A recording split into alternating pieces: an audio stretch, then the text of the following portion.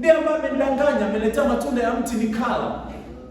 Mungu akageuza uso wake kuelekea kwa mwanamke sasa. Kulikoni? What have you done? Asema nyoka. Unaona walipokuwa wanapasiana mpira. Haleluya. Amen. Kati ya kitu ambacho yako maeneo mengi ambayo Yesu alishinda kama Adamu wa pili, nitakuja nitakueleza kila eneo. Ila ile hapa nisahau. Maandiko yatuambia hivi.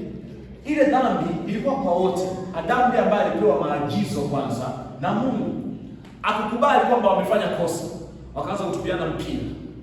Lakini kati ya kitu ambacho Yesu alikishinda ilikuwa kukubali dhambi ya ulimwengu mzima iwe kwake.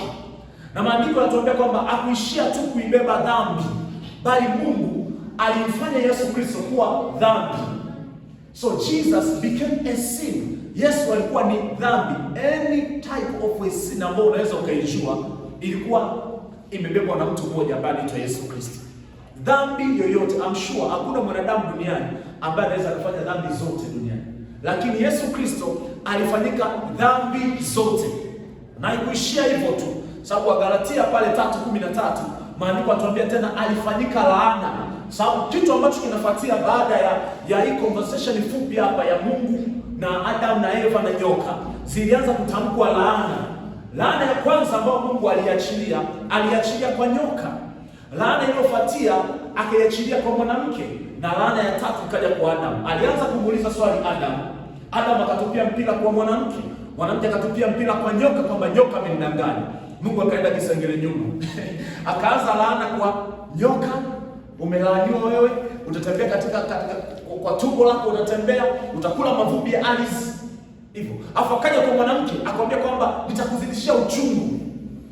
Akusema kwamba utazaa kwa uchungu, alisema nitakuzidishia uchungu. Maana kwamba kuna kiwango cha uchungu ambacho kilikuwepo, ambacho kilikuwa kimepangwa. Lakini sasa kitazidishwa kwa sababu ya matokeo ya dhambi.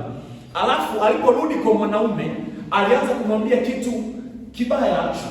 Alimwambia kwamba ardhi imelaaniwa kwa sababu yako.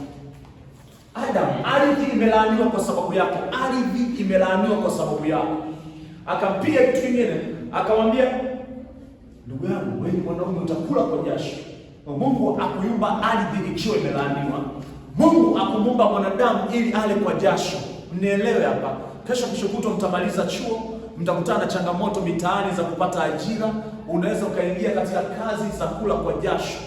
Kuna kazi ni nzuri lakini sio ambazo Mungu alitupangia katika jina la Yesu. Mnanielewa watumishi wa Mungu? Mnielewe kabisa, ili unapoendelea kujifunza haya unakuwa unamwomba pia na Roho Mtakatifu aikumbushe akili yako kwamba you my man, you are not created kuishi kwa kula kwa jasho katika jina la Yesu. Alafu akamwambia hivi, kitu kingine ambacho alimwambia Adam ni kwamba utakufa. Kwa sababu ulitoka katika mavumbi, utakufa. Kitu kingine ambacho alimwambia ni kwamba michongoma na miiba itakuzalia.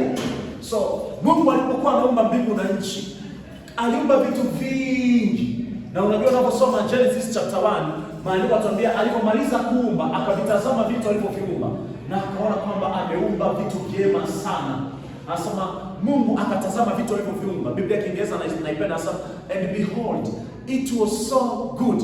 It was so good. Mungu aliumba kila kitu chema, lakini baada ya dhambi hadi michongoma na yenyewe ikaingia katika uumbaji. Miiba nayo ikaingia katika uumbaji. Vikawa vimetokea ghafla, lakini mwanzoni kwenye uumbaji havikuwepo hivyo vitu. Tunaenda pamoja watumishi wa Mungu. Haleluya. Bwana Yesu